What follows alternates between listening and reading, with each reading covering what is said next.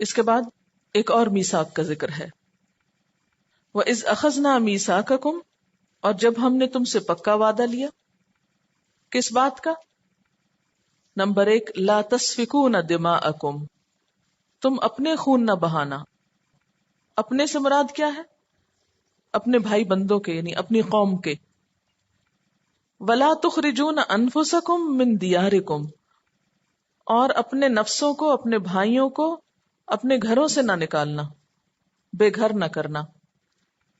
ثم، پھر، اقررتم، تم نے اقرار کر لیا، وعدہ کر لیا، کس بات کا؟ کہ نہ خون بہائیں گے اور نہ اپنے بھائیوں کو بے گھر کریں گے۔ وانتم تشہدون، اور تم خود گواہ ہو کہ تم یہ وعدہ کر چکے ہو، لیکن جب نبھانے کی باری آئی تو تم نے کیا کیا؟ ثم انتم ہؤلاء تقتلون انفسکم، تم تو وہ لوگ ہو کہ جنہوں نے اپنے نفسوں کو، یعنی اپنے ہی بھائیوں کو قتل کیا۔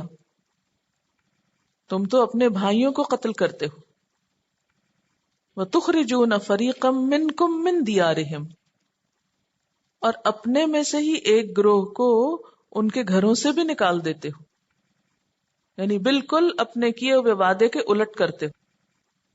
تَظَاهَرُونَ عَلَيْهِمْ بِالْإِثْمِ وَالْعُدْوَانِ، تم ان پر چڑھائی کرتے ہو گناہ اور زیادتی کے ساتھ، یعنی اپنے بھائیوں کی مدد کرنے کی بجائے ان کے خلاف دشمن کی مدد کرتے ہو، اور اس کام میں گناہ بھی ہے، زیادتی بھی ہے۔ گناہ کیسے ہے؟ یہ کہ اللہ کے حکم کی خلاف ورزی ہے، اور زیادتی کیا ہے؟ حقوق العباد کی پامالی ہے، اپنے ہی بھائیوں پر چڑھائی ہے۔ اور اس کے ساتھ ساتھ مزید یہ کہ احکام الہی کا مذاق اڑاتے ہو۔ وہ کس طرح؟ وَإِن يَأْتُوكُمْ أُسَارَىٰ، اگر وہ آتے ہیں تمہارے پاس قیدی بن کر، یعنی تمہاری باہم لڑائی میں جب وہ دشمن کے ہاتھوں قید ہو جاتے ہیں، تُفَادُوهُمْ، تو تم فدیہ دے کر ان کو چھڑا لیتے ہو۔ وَهُوَ مُحَرَّمٌ، حالانکہ وہ حرام کیا گیا تھا، علیکم، تم پر، اخراجہم، ان کا نکالنا، ان کا گھروں سے نکالنا ہی حرام تھا، لیکن اس حکم کو تو تم نے نہیں مانا۔ ہاں، ایک اور حکم جو تمہیں دیا گیا تھا کہ اگر تمہارا اپنا کوئی بھائی دشمن کے ہاتھوں قید ہو جائے تو فدیہ دے کر چھڑانا، اس حکم پر تم عمل کر لیتے ہو۔ افتؤمنون ببعض الکتاب، کیا پھر تم کتاب کے بعض حصے پر ایمان لاتے ہو؟ کون سی بات یہاں خاص طور پر؟ کہ بھائیوں کو فدیہ دے کے چھڑاتے ہو۔ وتکفرون ببعض، اور بعض باتوں کا کفر کرتے ہو۔ کس بات کا کفر؟ کہ ان کے خون نہ بہانا اور انہیں گھروں سے نہیں نکالنا، یہ بات تم مانتے نہیں ہو۔ فما جزاؤ، تو کیا سزا ہو، کیا بدلہ ہو، اس کے ساتھ ہونا کیا چاہیے؟ من یفعل ذلک منکم، جو بھی تم میں سے ایسا کام کرے، الا خزی فی الحیات الدنیا، مگر یہ کہ دنیا میں وہ ذلیل و رسوا ہو، خوب اس کی ذلت ہو، بے عزتی ہو۔ ویوم القیامت، اور قیامت کے دن، یردون الی اشد العذاب، یہ پھیرے جائیں گے شدید عذاب کی طرف۔ یہ پھیرے کیوں جائیں گے؟ کیونکہ جب یہ عذاب میں ڈالے جائیں گے نا تو اس سے کیا کریں گے؟ نکلنے کی کوشش کریں گے۔ جب باہر آنے لگیں گے تو پھر لوٹا دیے جائیں گے، یعنی ان کو عذاب سے نکلنے نہ دیا جائے گا، یہ مراد ہے۔ وَمَا اللَّهُ بِغَافِلٍ عَمَّا تَعْمَلُونَ، اور اللہ اس بات سے غافل نہیں ہے جو اعمال تم کر رہے ہو۔ ان اعمال کے اور ان کاموں کے کرنے کی وجہ اصل میں کیا تھی؟ اس کی وجہ دنیا کی محبت تھی۔ اولئک الذین اشتروا الحیاۃ الدنیا بالآخرہ، یہ وہ لوگ ہیں جنہوں نے دنیا کی زندگی آخرت کے بدلے خرید لی، یعنی اپنی آخرت کو برباد کر کے، آخرت کا عذاب مول لے کر دنیا کمائی، دنیا کے چند فائدے اٹھائے۔ ایسے لوگوں کا انجام کیا ہوگا؟ فلا یخفف عنہم العذاب، ان سے تو عذاب ہلکا بھی نہ کیا جائے گا۔ ایک تو یہ کہ عذاب کی طرف لوٹا دیے جائیں گے، دھکیل دیے جائیں گے، دوسرے یہ کہ جس عذاب میں ہوں گے اس کی شدت میں کچھ بھی کمی نہیں آئے گی۔ دنیا میں تو یہ ہوتا ہے نا کہ مثلاً بہت شدید دھوپ تھی، بہت ہائی ٹیمپریچر تھا، پھر اس میں کمی ہو گئی، پھر ٹھنڈک آ گئی، سردی آ گئی، وہ پچھلی گرمی دور ہو گئی. لیکن وہاں جہنم کی آنچ میں، اس کی حرارت میں، اس کی گرمی میں کچھ کمی نہیں ہوگی. آپ نے دیکھا ہوگا کہ انسان ایک دم جب ہیٹ سے ایکسپوز ہوتا ہے یا گرمی میں جاتا ہے تو اس کو بہت شدید گرمی لگتی، لیکن تھوڑی دیر جب گرمی میں بیٹھے رہتے ہیں آپ تو کیا ہوتے ہیں، آپ عادی ہو جاتے ہیں اور اس کی شدت اور حدت آپ کو کم محسوس ہوتی. لیکن جہنم میں جو جب تک رہے گا اس کی گرمی کم نہ ہوگی، یعنی اس کے عادی ہو کر اس کے عذاب میں کمی نہ آئے گی. وَلَا هُمْ يُنصَرُونَ، اور نہ وہ مدد دیے جائیں گے، کہیں سے بھی کوئی ان کو چھڑانے نہ آئے گا، کوئی ان کا ساتھ نہ دے گا. یہاں بنیادی طور پر بنی اسرائیل کے ایک خاص عمل کا ذکر ہے. قصہ کچھ یوں ہے کہ نبی صلی اللہ علیہ وسلم جب مدینہ میں تشریف لائے تو آپ کی آمد سے پہلے مدینہ میں کچھ یہودی قبائل رہتے تھے. ان قبائل کے نام آپ نے سن رکھے ہوں گے: بنو قریظہ، بنو نذیر، نذیر نزال سے، نزوئے سے بلکہ دواد سے، اور بنو قینقاع. یہ مشہور قبیلے تھے. انہوں نے اپنے ہمسایہ عربوں کے ساتھ دوستی کر رکھی تھی. اس دوستی کو کہتے ہیں حلیفانہ تعلقات. حلیف کا مطلب ہوتا ہے قسم کھا کر دوست بنانے والا، کہ ہم ساتھ جیے مریں گے. بہت پکی دوستی کی طرف اشارہ ہے. اور کون رہتا تھا مدینہ میں جب آپ تشریف لے گئے تھے؟ اوس اور خزرج. اب ہوا یہ کہ بنو نذیر اور بنو قریظہ نے اوس کے ساتھ حلیفانہ تعلقات قائم کر رکھے تھے، اور بنو قینقاع نے خزرج کے ساتھ. اور یہ سب کچھ کیوں تھا؟ دنیاوی سیاست اور دنیاوی مفادات کی خاطر. یعنی آپس میں گروہ بندی کر رکھی تھی اور دشمنوں کے ساتھ تعلقات قائم کر رکھے تھے، جن تعلقات کو بھی حلیفانہ تعلقات کہا گیا. اس میں کیا تھا کہ اگر تمہارے خلاف کوئی لڑنے کو آئے گا تو ہم تمہاری مدد کریں گے، ہم تمہارا ساتھ دیں گے. اب ہوا کیا کہ جب اوس اور خزرج میں باہم لڑائی ہوئی تو جو اوس کے حلیف تھے، کون تھے وہ؟ بنو نذیر اور بنو قریظہ. وہ کس سے لڑے؟ صرف خزرج سے نہیں بلکہ خزرج کے حلیف بنو قینقاع سے، ان سے بھی لڑ پڑے. ان کے الائنس بن گئے نا وہ. اس چیز سے اللہ تعالیٰ نے ان کو منع کر رکھا تھا. اللہ تعالیٰ نے یہود سے 4 عہد دیے تھے. نمبر 1 کہ وہ ایک دوسرے کا خون نہیں بہائیں گے. نمبر 2 ایک دوسرے کو جلاوطن نہیں کریں گے. نمبر 3 ظلم اور زیادتی پر مدد نہ کریں گے. اور نمبر 4 فدیہ دے کر قیدیوں کو چھڑایا کریں گے. اب ہوا یہ کہ جب دنیاوی تعلقات کی وجہ سے جب اوس اور خزرج کے درمیان باہم جنگ ہوئی تو ان کے جو حلیف قبیلے تھے وہ بھی ساتھ شریک ہو گئے، اور اس طرح یہود بمقابل یہود کے آپس میں لڑ پڑے. اس طرح انہوں نے اللہ تعالی کے کچھ احکامات کی تعمیل نہ کی. کون سے؟ یہ حکم کہ تم ایک دوسرے کا خون نہیں بہاؤ گے. انہوں نے یہ حکم نہیں مانا اور ایک دوسرے کا خون بہایا. پھر اللہ تعالیٰ نے ان کو منع کیا تھا کہ تم ایک دوسرے کو اس کے گھر سے نہیں نکالو گے. تو انہوں نے ایک دوسرے کے خلاف جب جنگ کی تو انہیں ان کے گھروں سے بے گھر کیا. پھر اللہ تعالیٰ کا حکم تھا کہ تم ایک دوسرے کی ظلم اور زیادتی پر مدد نہ کرو گے.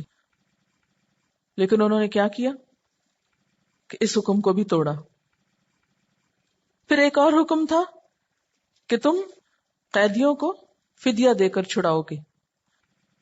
تب ہوا یہ کہ جب باہم لڑائی میں ان کے اپنے ہی بھائی ان کے حلیفوں کے ہاتھوں پکڑے گئے تو پھر سارے اکٹھے ہو کر پیسے جمع کر کے ان کو چھڑانے چل پڑے.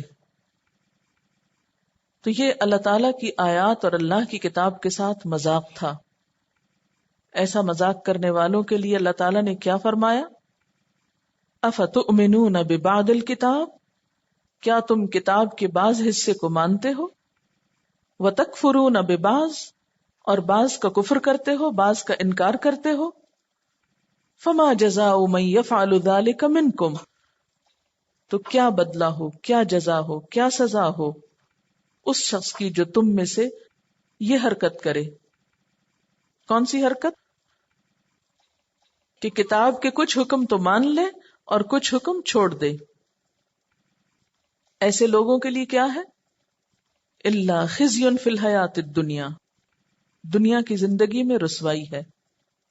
ویوم القیامت، اور قیامت کے دن بھی یردون الی اشد العذاب، ایسے لوگ شدید ترین عذاب میں ڈالے جائیں گے۔ اور اللہ تعالیٰ ایسے لوگوں کی حرکات سے غافل نہیں ہے۔ یہ سب کچھ دنیا کے فائدوں کے لیے تو تم کرتے ہو، لیکن بے وقوف ہے وہ شخص جو اپنی آخرت کا نقصان کر کے دنیا کا تھوڑا سا فائدہ لے۔ اس کے بعد اللہ تعالیٰ نے بنی اسرائیل کو کچھ اور باتوں کا احساس دلایا۔ وَلَقَدْ آتَيْنَا مُوسَى الْكِتَابَ، ہم نے موسیٰ علیہ السلام کو کتاب دی۔ کس لیے دی تھی وہ کتاب؟ ان کی ہدایت کے لیے، ان کی رہنمائی کے لیے۔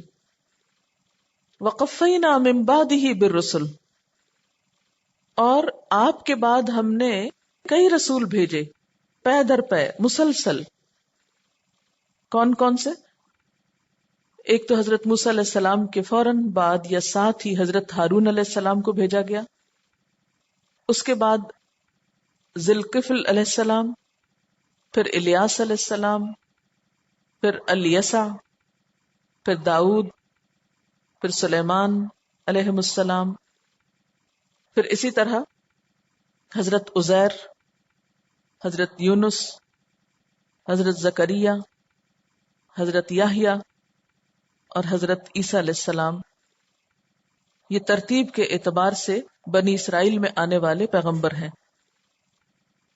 ان کے علاوہ اور بھی بہت سے آئے تھے، لیکن قرآن پاک میں ان کا ذکر آتا ہے۔ وَقَفَّيْنَا مِن بَعْدِهِ، بعدہ سے مراد موسیٰ علیہ السلام کے بعد، بالرسل کئی رسول۔ وَآتَيْنَا عِیسَى ابْنَ مَرْیَمَ الْبَیِّنَاتِ، اور دی ہم نے عیسیٰ ابن مریم کو کھلی نشانیاں۔ چونکہ سب سے آخر میں حضرت عیسیٰ علیہ السلام آئے تھے تو خاص طور پر ان کا ذکر کیا گیا کہ ہم نے ان کو کھلی نشانیاں دی، روشن نشانیاں دی، معجزات عطا کیے۔ وَأَيَّدْنَاهُ بِرُوحِ الْقُدُسِ، اور ہم نے حضرت عیسیٰ علیہ السلام کی تائید کی یا مدد کی پاک روح کے ساتھ، یعنی حضرت جبریل علیہ السلام کے ساتھ ان کی مدد کی گئی۔ اور وہ مدد کیا تھی؟ کہ جب آپ پیدا ہوئے تو آپ کی پیدائش سے پہلے حضرت جبریل علیہ السلام کو اللہ تعالیٰ نے ان کی والدہ کے پاس بھیجا تھا، اور انہوں نے آپ پر پھونک ماری تھی، جس کے نتیجے میں ان کی ولادت ہوئی تھی۔ پھر جب یہ پیدا ہوئے تو بنی اسرائیل نے ان کی والدہ پر الزام لگایا کہ یہ بن باپ کے بچہ کیسے پیدا ہوا ہے، تو اس موقع پر حضرت جبریل علیہ السلام کی تائید سے حضرت عیسیٰ علیہ السلام پنگوڑے میں بول اٹھے۔ پھر اسی طرح آپ کی نبوت کے بعد بھی آپ کے ساتھ ساتھ رہے اور مختلف مواقع پر آپ کی مدد کی۔ اور پھر جب یہود نے یا بنی اسرائیل نے ان کو قتل کرنا چاہا تو اللہ تعالیٰ نے حضرت جبریل علیہ السلام کو حکم دیا کہ حضرت عیسیٰ علیہ السلام کو اٹھا لیں۔ تو ایدناہ سے مراد یہ تمام طرح کی تائید اور مدد ہے۔ یہ روح القدس کے ساتھ ہم نے آپ کی تائید کی۔ افکلما جاءکم رسول، کیا پھر جب کبھی تمہارے پاس کوئی رسول آیا، بما لا تہوی انفسکم، جو تمہارے نفسوں کو پسند نہ آیا، استکبرتم، تو تم نے تکبر کیا۔ تمہارے پاس جب کبھی کوئی رسول آیا جو تمہیں اچھا نہ لگا یا جس کی باتیں تمہیں پسند نہ آئیں تو تم نے تکبر کیا۔ تکبر کی تعریف کیا ہے؟ تکبر کی ڈیفینیشن کیا ہے؟ بطر الحق وغمط الناس بطر الحق کا مطلب ہوتا ہے حق کا انکار، حق کو نہ ماننا، اور غمت الناس لوگوں کو حقیر سمجھنا. تو استکبرتم نے تکبر کیا، یعنی حق کا انکار کیا اور پیغمبروں کی بات کو قبول نہ کیا، پیغمبروں کی بات کو چھوٹا سمجھا. لہذا ففریقا کذبتم، ایک فریق کو تم نے جھٹلا دیا. جھٹلا دیا سے مراد کیا ہے؟ نبی ہی نہیں مانا، ان کو نبی کا درجہ ہی نہیں دیا، ان کی باتوں کو بھی نہیں مانا. وفریقا، اور ایک گروہ کو تقتلون، تم قتل کرتے رہے ہو. کن کو قتل کیا؟ حضرت زکریا علیہ السلام کو، حضرت یحییٰ علیہ السلام کو، اور حضرت عیسیٰ علیہ السلام کو قتل کرنے کی کوشش کی. اور اس کے علاوہ دیگر پیغمبر بھی جن کا ذکر قرآن پاک میں نہیں آتا، کیونکہ فریق جو ہے وہ صرف 2 پیغمبروں کے لیے نہیں آتا، زیادہ کے لیے آتا ہے. وقالو، اور وہ کہنے لگے، یعنی جب پیغمبروں نے آ کر ان کو کوئی بات بتائی تو انہوں نے کیا کہا؟ آگے سے ان کا ریئیکشن کیا تھا؟ قلوبنا غلف، ہمارے دل غلافوں میں ہیں. کسی چیز کا کسی غلاف میں ہونے کا مطلب کیا ہے؟ کہ وہ محفوظ ہے، بند ہے اندر. ہمارے دل محفوظ ہیں، اندر بند ہیں، ان پر تمہاری باتوں کا کوئی اثر نہ ہوگا، ہم تمہاری بات نہ سنیں گے. جیسے قرآن پاک کی ایک اور آیت میں آتا ہے وَقَالُوا قُلُوبُنَا فِي أَكِنَّةٍ مِّمَّا تَدْعُونَا إِلَيْهِ، وہ کہنے لگے کہ ہمارے دل پردے میں ہیں اس چیز کی طرف سے جس کی طرف تم ہمیں بلاتے، یعنی ہمیں تمہاری بات سمجھ میں نہیں آتی. تو قلوبنا غلف میں ایک معنی تو یہ ہو سکتا ہے کہ ہم بہت علم والے ہیں، ہمارے پاس بہت معلومات ہیں، ہمیں مزید معلومات کی ضرورت نہیں. دوسرا یہ کہ ہمارے دل لپٹے ہوئے ہیں، ان تک کوئی بات جا ہی نہیں سکتی. اور یہ فخریہ کہتے تھے. بل لعنہم اللہ بکفرہم، ایسا نہیں کہ تمہارے پاس علم بہت ہے تو تمہیں مزید بات نہیں چاہیے، بات یہ ہے کہ تمہارے کفر کی وجہ سے اللہ نے تم پر لعنت کر رکھی. اور لعنت کیا ہوتا ہے؟ اللہ تعالیٰ کی رحمت سے محروم ہونا. جس شخص کے ساتھ اللہ تعالیٰ بھلائی کا ارادہ کرتے ہیں اس کو دین کی سمجھ دیتے ہیں، اور جس شخص پر اللہ تعالیٰ کی رحمت نہیں ہوتی اس کو دین کی نہ پھر سمجھ آتی ہے اور نہ ہی دین پر وہ عمل کرتا ہے. گویا دین سے دور ہونا دراصل کیا ہے؟ اللہ کی رحمت سے دور ہونا. فَقَلِيلًا مَا يُؤْمِنُونَ، اس پھٹکار اور لعنت کی وجہ سے نتیجہ کیا نکلا؟ کتنے کم تھے جو ایمان لائے، یا کتنا تھوڑا وہ مانے. یعنی کم ہی وہ ایمان لاتے ہیں یا تھوڑے ہی ہیں ان میں سے جو ماننے والے. وَلَمَّا جَاءَهُمْ كِتَابٌ مِّنْ عِندِ اللَّهِ، اور جب ان کے پاس اللہ کی طرف سے ایک کتاب آئی. یہ کتاب کون سی ہے؟ قرآن پاک. اور یہ کتاب کیسی تھی؟ مصدق لما معہم، ایسا نہیں تھا کہ یہ کتاب ان کی مخالفت کے لیے آئی تھی یا ان کو جھوٹا قرار دینے کے لیے آئی تھی. یہ کتاب تو ان باتوں کی تصدیق کرنے کے لیے آئی تھی جو پہلے سے ان کے پاس موجود تھی. یعنی ان کی کتابوں اور ان کی تعلیمات کی تائید میں آئی تھی. لیکن انہوں نے کیا کیا؟ اس کتاب کا بھی انکار کر دیا، اس کتاب کو بھی نہیں مانا. وَكَانُوا مِن قَبْلُ يَسْتَفْتِحُونَ عَلَى الَّذِينَ كَفَرُوا، حالانکہ یہ وہی لوگ ہیں جو اس کتاب کے آنے سے پہلے، کتاب والے کے آنے سے پہلے کافروں کے خلاف اللہ تعالی سے مدد مانگتے تھے. کیسے؟ یستفتحون کے بارے میں کہ جب کبھی ان کا مقابلہ غیر یہود کے ساتھ ہوتا تو اس وقت یہ دعا کیا کرتے تھے کہ یا اللہ وہ آخری نبی جس کے آنے کا تو نے ہم سے وعدہ کر رکھا ہے اس کو تو ہمارے پاس بھیج تاکہ ہم اس کے ساتھ شریک ہو کر اس کی مدد کر کے ہم کافروں پہ غالب آ سکیں، یا اس کے وجود کی برکت سے ہمیں کافروں پر غلبہ نصیب ہو سکے. اس لیے وہ بڑے بے قراری سے دعائیں مانگتے تھے کہ یا اللہ وہ رسول جلد آ جائے. اب ہوا کیا؟ فلما جاءہم، پھر وہ رسول جب آ گیا ان کے پاس، ما عرفو، جس کو انہوں نے پہچان بھی لیا تھا، کفروا بھی، تو انہوں نے اس کا انکار کر دیا. یعنی نبی صلی اللہ علیہ وسلم جب تشریف لے آئے تو ایسا نہیں تھا کہ یہود ان کو پہچانتے نہیں تھے، پہچان گئے، لیکن کفروا بھی، آپ کا انکار کر دیا، کفر کر دیا. تو کفر کس کو کہتے ہیں؟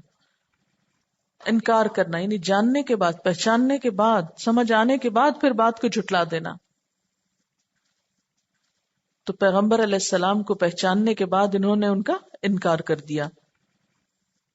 اب نتیجہ کیا تھا؟ فلعنت اللہ، لعنت ہے اللہ کی، اللہ کی رحمت سے محرومی ہے. کس کے لیے؟ علی الکافرین، کافروں پر یا کافروں کے لیے، ایسا انکار کرنے والوں کے لیے. اس انکار کو اللہ تعالی نے کیا فرمایا؟ بئس ما اشتروا بہ انفسہم، کتنی بری ہے وہ چیز جس کے بدلے انہوں نے اپنی جانوں کو بیچ ڈالا. کون سی چیز؟ یعنی دنیا. ان یکفروا، کہ انہوں نے کفر کیا، بما انزل اللہ، اس چیز کے ساتھ جو اللہ نے اتاری تھی. کس چیز کی طرف اشارہ ہے یہاں؟ قرآن پاک. وجہ کیا ہے؟ بغین، ضد، بغاوت، سرکشی، حسد. نبی صلی اللہ علیہ وسلم کے آنے کی دعائیں مانگتے تھے، جب آ گئے تو انکار کر دیا. وجہ کیا تھی؟ ضد. کیا ضد تھی؟ کہ یہ بنی اسماعیل میں کیوں آئے ہیں، ہماری قوم میں سے کیوں نہیں آئے، ہماری نسل میں سے کیوں نہیں آئے. کیونکہ وہ اپنے آپ کو بہت نیک سمجھتے تھے، اپنی بڑائی کے خیال میں مبتلا تھے، تکبر میں مبتلا تھے. ان کا خیال یہ تھا کہ دنیا میں بنی اسرائیل ہی صرف وہ قوم ہے کہ جو اللہ کی بہت پیاری ہے، اللہ کی بہت محبوب ہے. اس لیے بنی اسرائیل کے باہر کسی میں بھی کوئی خیر نہیں. ان کو حقیر سمجھتے تھے. عربوں کو تو یہ امی کہتے تھے، ان پڑھ لوگ. فرمایا ضد کی وجہ سے تم پیغمبر کا انکار کرتے ہو. ان ينزل اللہ من فضلہ علی من یشاء، اور ضد تمہاری کس کے ساتھ ہے؟ اللہ تعالیٰ کے ساتھ، کہ اس نے اپنے فضل میں سے، اپنے بندوں میں سے جس پہ اس نے چاہا کیوں اتار دیا. کیا ہمیشہ تم ہی اس فضل کے مستحق ہو؟ پیچھے آیا نا انی فضلتکم علی العالمین، میں نے تمہیں جہان والوں پر فضیلت دی، یعنی تم میں بہت سے پیغمبر بھیجے. تو اب تمہارا کیا خیال ہے کہ اس فضیلت کے مستحق صرف تم ہی لوگ ہو؟ اور اگر یہ فضیلت تمہارے علاوہ کسی اور کو ملی ہے تو تم ضد میں مبتلا ہو گئے ہو. فباؤوا بغضب علی غضب، ان کے اس رویے کی وجہ سے اللہ تعالیٰ ان سے ناراض ہوئے. غضب پر غضب ان پہ ٹوٹا، اللہ کی ناراضگی ان پر آئی. وَلِلْكَافِرِينَ عَذَابٌ مُهِينٌ، اور کافروں کے لیے تو رسوا کرنے والا عذاب ہے. اور نتیجہ کیا ہوا؟ نبی صلی اللہ علیہ وسلم کا انکار، آپ کی نبوت کا انکار ان کو بہت مہنگا پڑا. بنو قریظہ کا انجام کیا ہوا آگے آپ پڑھیں گے. غزوہ خندق کے بعد ان کے اوپر کیا بیتی. بنو نذیر کے ساتھ کیا ہوا، سورۃ الحشر میں اس کی تفصیل آتی ہے. یعنی دنیا میں بھی ان کو بہت رسوائی ہوئی. وَإِذَا قِيلَ لَهُمْ آمِنُوا بِمَا أَنزَلَ اللَّهُ، اور جب ان سے کہا جاتا ہے ایمان لے آؤ اس پہ جو اللہ نے اتارا ہے. اس سے کیا فرق پڑتا ہے اس کا نام تورات ہے یا اس کا نام قرآن ہے؟ بات تو یہ ہے کہ دونوں اللہ ہی کی باتیں ہیں. قالو، تو اس وقت بہانہ کرتے ہیں، نؤمن بما انزل علینا، ہم تو وہ مانیں گے جو ہم پہ آیا. وَيَكْفُرُونَ بِمَا وَرَاءَهُ، اور وہ کفر کر دیتے جو اس کے علاوہ ہوتا. تو گویا ان کے اندر کیا خرابی آ چکی تھی؟ یہ سمجھتے تھے کہ حق صرف ان کے اپنے گروہ یا ان کی اپنی جماعت کے اندر ہے، اس کے باہر کسی اور کے پاس کوئی سچی بات نہیں، کوئی اچھی بات نہیں. ہم تو وہ مانیں گے جو ہماری جماعت میں ہے.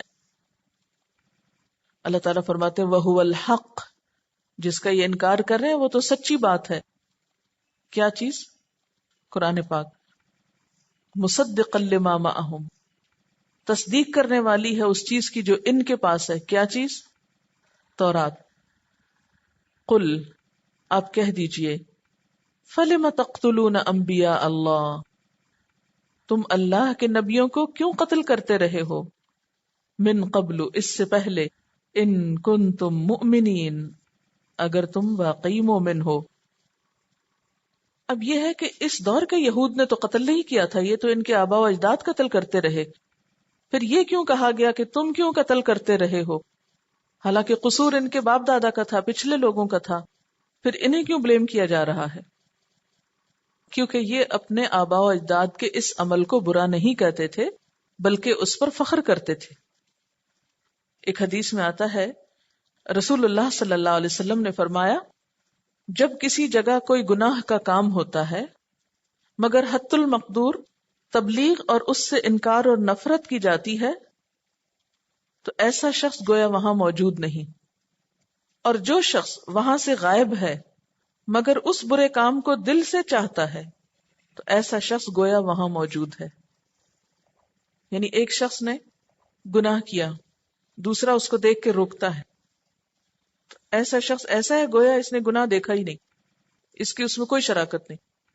لیکن ایک شخص نے گناہ کیا بھی نہیں لیکن کسی کے گناہ پہ خوش ہوتا ہے کہ ہاں بہت اچھا کیا اس نے، تو وہ دراصل اس گناہ میں شریک ہے ایک طرح سے. تو چونکہ یہ اپنے آبا و اجداد کے اس قتل پر، اس فعل پر خوش ہوتے تھے کہ انہوں نے بہت اچھا کیا، پیغمبروں کو مارا، تو اس پر پھر انہیں بھی اس میں شریک سمجھا گیا. اب آپ دیکھیں کہ ان کی یہ پالیسی کیسی پالیسی تھی. جیسے شتر مرغ ہوتا ہے نا، شتر مرغ کیا ہوتا مرغ ہے لیکن اس کا قد یا سائز جو ہے وہ اونٹ کی طرح ہوتا ہے، اونچا ہوتا ہے. اونٹ جتنا تو نہیں ہوتا لیکن سب پرندوں میں اونچا ہوتا ہے. تو شتر کہتے ہیں اونٹ کو فارسی میں، اور مرغ کہتے ہیں پرندے کو. تو شتر مرغ جو ہے نہ تو اڑ سکتا ہے اور نہ ہی بوجھ اٹھا سکتا ہے. اگر اس پہ بوجھ لا دیں تو وہ کہتا ہے میں تو پرندہ ہوں، اور اگر اس کو کہا جائے اڑو تو کہتا ہے میں اونٹ ہوں. تو نہ وہ اڑتا ہے نہ وہ بوجھ اٹھاتا ہے، یعنی کسی چیز پہ بھی راضی نہیں، کچھ بھی کرنے کو تیار نہیں. تو اسی طرح کی کچھ ان کی پالیسی تھی. نبی صلی اللہ علیہ وسلم جب دنیا میں تشریف لائے اور آپ نے ان کے سامنے حق رکھا تو انہوں نے کہا کہ ہم نہیں مانیں گے کیونکہ آپ ہمارے گروہ میں سے نہیں، ہمارے قبیلے میں سے نہیں، ہم تو ان کی مانیں گے جو ہمارے قبیلے میں سے آئے ہیں. اس موقع پر اللہ تعالیٰ فرماتے ہیں کہ دیکھو تم نے اپنے انبیاء کے ساتھ کیا کیا، ان کی بات بھی نہیں مانی. اگر تم اپنی اس بات میں سچے ہو کہ ہم تو صرف اس نبی کو مانیں گے جو ہماری قوم میں سے آئے گا، تو پھر تم ان نبیوں کو کیوں قتل کرتے رہے ہو، ان کو کیوں جھٹلاتے رہے ہو جو اس سے پہلے تمہارے ہی قبیلے میں حق لے کر آئے تھے. تو اصل بات یہ نہیں ہے، یہ تو صرف ایک نہ کرنے کا بہانہ تھا. جیسے آپ کو اگر کوئی کام کہا جائے تو آپ کہیں نہیں آج نہیں کل کریں گے، اگر کل پوچھا جائے تو کہا ہے نہیں وہ تو وقت گزر گیا. تو جس نے کچھ کرنا ہوتا ہے وہ اس بات کا انتظار نہیں کرتا کہ کون کیا کہہ رہا ہے، وہ یہ دیکھتا ہے کہ بات کیا ہے اور اس میں میرا بھلا کتنا ہے. اب آپ دیکھیے کہ جو آج کا اہم نقطہ ہے وہ ہے افتؤمنون ببعض الکتاب وتکفرون ببعض، کیا تم کتاب کے بعض حصے کو مانتے ہو اور بعض کا انکار کرتے ہو. اب ہمیں اس آیت کی روشنی میں اپنے عمل کا جائزہ لینا ہے، اور اپنے میں سے بھی میرے کا، بحیثیت قوم ہم کیا کر رہے ہیں اور بحیثیت انسان کے میں کیا کر رہی ہوں. اللہ تعالیٰ پوچھ رہے ہیں، ایک سوال کر رہے ہیں آپ سے. سوال کیا ہے؟ افتؤمنون ببعض الکتاب وتکفرون ببعض، کیا تم کتاب کے بعض حصے کو مانتے اور بعض کو نہیں مانتے.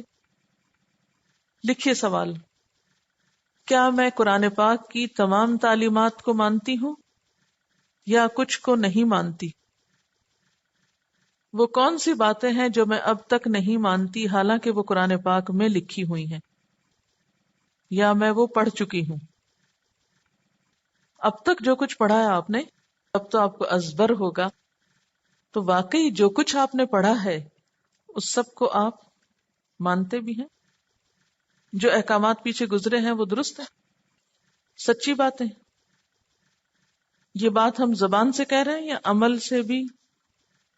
پیچھے کا پھر ایک دفعہ دوہرا کے دیکھیں کہ مجھے کیا کیا حکم اللہ تعالیٰ نے دیے ہیں کرنے کو، اور ان میں سے کون سی باتیں ہیں جو میں اب تک نہیں کر رہی. خاص طور پر نماز. ٹھیک ہے، اقیم الصلاۃ کا لفظ اب شاید تیسری دفعہ آ رہا ہے. کیا میری نمازیں پوری ہیں؟ اگر مجھ پہ زکوٰۃ فرض ہے تو کیا میں زکوٰۃ دیتی ہوں یا دے چکی ہوں؟ اور اس کے علاوہ بھی باقی تمام چیزیں. آپ ایسا کیجئے، ایک فہرست بنائیے ان سارے احکامات کی، عمل کی باتوں کی جو پچھلے آدھے سے پارے میں گزر چکی، کہ کن کن چیزوں کا اللہ تعالیٰ نے مجھ کو حکم دیا ہے. اور اس میں ساتھ ہی والدین کے ساتھ احسان اور رشتہ داروں اور یتیموں اور مسکینوں کے ساتھ احسان بھی شامل کر لیجئے کہ ان سب کے ساتھ میرا کیا رویہ ہے. ٹھیک ہے، تو قرآن پاک جو ہے یہ محض علم میں اضافے کی کتاب نہیں ہے، بلکہ یہ ایک آئینہ ہے ہمارے لیے. قرآن پاک کیا ہے؟ ایک آئینہ ہے جس میں ہم اپنے چہرے کے داغ دھبے دیکھ سکتے ہیں. کہاں کہاں ابھی فنیشنگ نہیں ہوئی، کون کون سا داغ رہ گیا ہے، کہاں کہاں کچھ کیل نکلے ہوئے ہیں، کون کون سی پورز بند ہیں، کہاں صفائی نہیں ہوئی، کہاں سے میں خوبصورت نہیں لگ رہی. آئینہ تو بہت غور سے دیکھتے ہوں گے. ایک ایک ایکسٹرا بال چہرے سے نکال لیتے ہیں. بال سب سے باریک چیز ہوتی ہے نا عام طور پر. ایک ایک بال نکال لیتے ہیں چہرے سے کہ نہیں، کیوں نہیں رہنے دیتے؟ ایک تو رہنے دیا کیجئے، اس کو لمبا ہونے دے. نہیں، کیوں؟ خوبصورتی متاثر ہوگی. خوبصورتی متاثر ہوگی تو کیا ہوگا؟ ہم دوسروں کی نگاہ میں گر جائیں گے. تو جب ہم اللہ تعالی کی بات نہیں مانتے تو کیا کوئی خوبصورتی متاثر نہیں ہوتی؟ کہ ہوتی؟ پھر کس کی نگاہوں میں گر سکتے ہیں؟ اللہ تعالیٰ کی. کیا فرق پڑتا ہے؟ کوئی فرق پڑتا ہے؟ کوئی فرق نہیں پڑتا. اسی لیے اللہ تعالیٰ کیا فرماتے ہیں؟ فما جزاء من يفعل ذلك منكم الا خزي في الحیات الدنیا. جو اللہ کی باتوں سے انکار کرے، جس قوم کے پاس اللہ کی بات آئے پھر وہ نہیں مانے، یا مرضی کی مانے مرضی کی چھوڑ دے، پھر ان کو دنیا میں ذلت ملتی ہے. آج امت مسلمہ کا حال ایسا کیوں ہے؟ اسی لیے ہے نا کہ ہم اپنی مرضی کی باتیں لیتے ہیں اس کتاب سے، خود نہیں بدلتے، قرآن کو بدل دیتے ہیں. ہم چاہتے ہیں کتاب بدل جائے، ہمیں نہ بدلنا پڑے، ہم جو کر رہے ہیں وہی کرتے رہیں. ایسا رویہ دنیا کے علاوہ آخرت کے لیے بھی نقصان دہ ہے. اور وہ کیا ہے؟ وَيَوْمَ الْقِيَامَةِ يُرَدُّونَ إِلَىٰ أَشَدِّ الْعَذَابِ. اور یردون کا ایک معنی یہ بھی ہو سکتا ہے کہ دنیا کی رسوائی سے نکلنے کے بعد عذاب کی طرف پھیر دیے جائیں گے.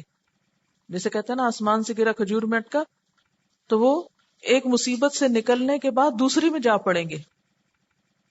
پھر یہ ہے کہ اللہ تعالیٰ نے یہاں ان کے حق کے انکار کی کچھ بات کی ہے کہ انہوں نے نبی صلی اللہ علیہ وسلم کو پہچاننے کے بعد آپ کا انکار کیا، اور اس انکار کی وجہ بغی بتائی گئی، بے غین. یہ کچھ اور صفات بھی ہوتی ہیں جو انسان کے حق کے قبولیت کے راستے میں رکاوٹ ہوتی ہیں. اور وہ کیا ہوتی ہیں؟ ایک ہوتی ہے عجب، عین جیم بے، عجب. دوسری ہے تکبر. تیسری ہے غضب. پھر ہے ریا. پھر ہے حسد. پھر مال کی محبت. پھر مرتبے کی محبت. اچھا، عجب کیا ہوتا ہے؟ خود پسندی، اپنے بارے میں ایک ایسا احساس کہ میں بہت اچھا ہوں. اور اس کے نتیجے میں کیا؟ خود پسندی کے نتیجے میں کیا؟ کہ صرف وہ چیز لینا جو خود کو پسند آئے، خود کو بھائے یا خود کو سوٹ کرے، اور ہر چیز چھوڑ دینا کہ جو اس کے خلاف ہو۔ تکبر کیا؟ خود کو بڑی چیز سمجھنا۔ غضب کیا ہے؟ کسی پہ ناراضگی ہے تو اس کی کوئی بات قبول نہ کرنا۔ ریا کیا ہے؟ دکھاوا کرنا۔ جب انسان دکھاوے کا ہر کام کرتا ہے تو پھر حق کو چھوڑ دیتا ہے۔ پھر حسد، کہ جس سے دل خوش نہ ہو اس کی بات کیسے مانی جائے۔ پھر مال کی محبت، اور پھر مرتبے کی محبت۔ مرتبے کی محبت کیا ہوتی؟ اسٹیٹس کانشیس ہونا۔ تو یہ کچھ اسباب ہیں یا وجوہات ہیں جو انسان کو حق کی قبولیت میں رکاوٹ ڈالتے ہیں۔ اب سیلف انالیسس کیجئے کہ جب کوئی بات میں نہیں مانتی تو اس کی بنیادی وجہ کیا ہے، ان میں سے کون سی ریزن ہے؟ ٹھیک۔